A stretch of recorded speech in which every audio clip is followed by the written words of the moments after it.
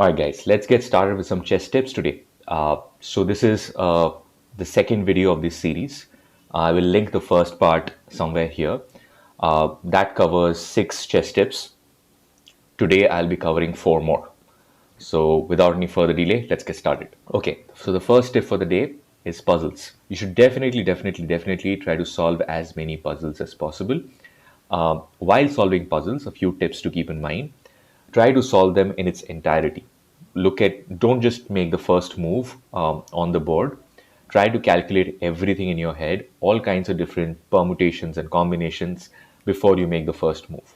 That's how you have truly solved one puzzle. Try not to draw arrows, especially when you are playing or solving puzzles in chess.com or Lichess. Try to visualize. Stay possibly away from from puzzle battles and puzzle rush.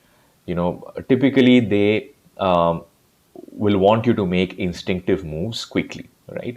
You don't want to be instinctive. You want to be more calculative. You want to calculate everything, visualize everything before making the first move. That's why I don't typically like puzzle rushes and puzzle battles as a good puzzle solving tool. Be regular. Try to solve puzzles every day. Don't break the streak.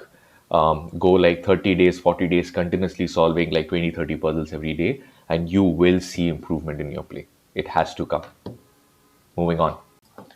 Okay, so the next tip is to play standard openings. When I say standard openings, I mean that openings which are not, say, some gambits, some tricky, trappy openings that you typically see a lot of like beginners try out, right?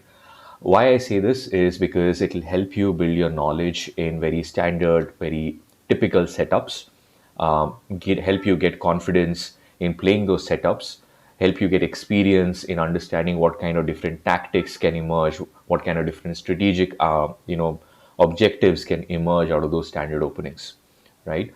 So stay away from gambits, stay away from tricky, trappy lines. Try to start playing some standard openings.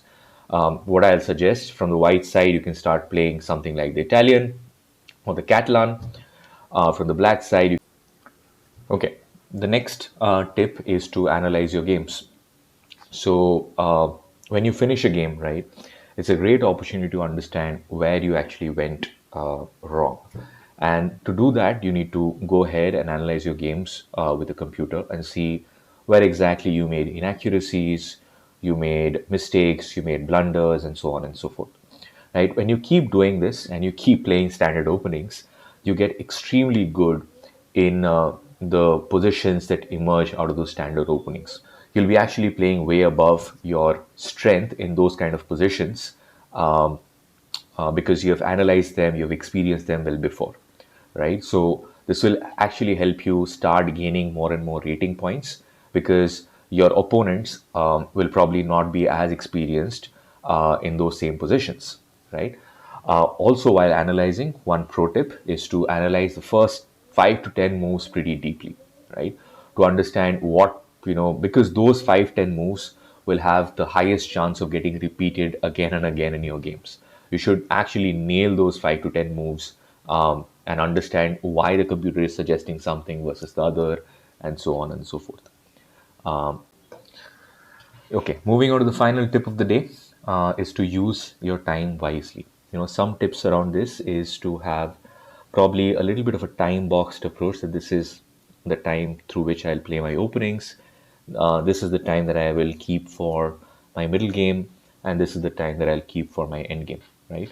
So, for example, I play 30-minute games, and if I see an opening which I'm familiar with, I try to play that in say 5 to 7 minutes. I keep like 10 to 15 minutes for my middle game and then the remaining time for my end game, right? But there will be exceptions to this rule. So say if I see an opening which I've never encountered before, it's pretty sharp, I'll probably take a little more time just to deal with the opening, right?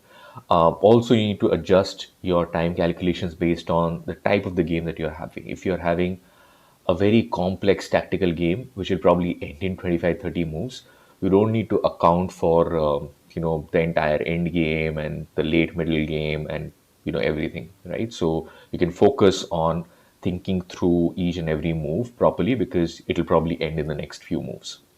However, if it's a dry positional game, it is better to make safe moves and then think very deeply in your opponent's time, right? So try to use your time wisely, but just like the pieces on the board that you have, which are like your resources to checkmate your opponent. Time is another resource which is not on the board, but is extremely helpful in winning chess games. So, yeah, those are the few chess tips for the day. So, the next time round, I'll try to make an openings video. I have a series on for D4 players, um, where I have made two videos in refuting the England Gambit and the Budapest Gambit. Link at the top of the video. I'll quickly make another one to refute Benko and Benoni. So hopefully those will turn out pretty good as well. Hopefully you like the video. Take care. Have a good weekend. Bye bye.